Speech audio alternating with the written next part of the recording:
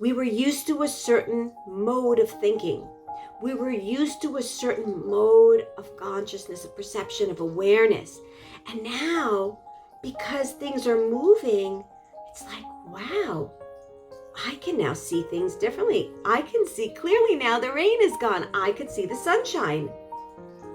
We have now an opportunity, a chance to receive a wave of information and begin to hold practice in our life. We're able to interpret it and use it as a form of practice in our life, because suddenly now it's like, wait a minute, there's another option. It's like you're used to traveling on a road and you only saw one way.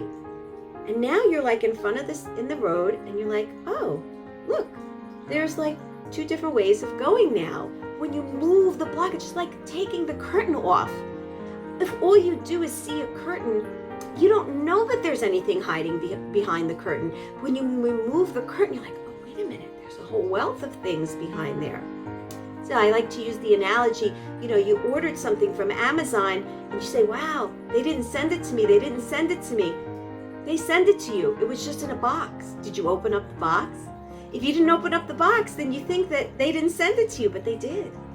So essentially what we're doing is we're opening up to what was already there. And now there's a whole array of opportunities of looking at the same situation in a different way. And as I change, everything around me changes.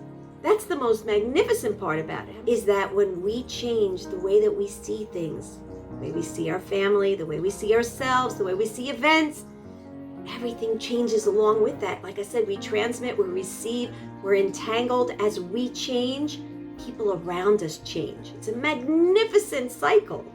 It's a magnificent vibrational change that happens around you. Your whole house is going to be resonating on a different frequency because you're perceiving things differently. And as you perceive things differently, you're sending that information, and that, remember, everything is in harmony. Your vibes meet your husband's vibes, meet your wife, if you're a man, your wife's vibes, your children's vibes.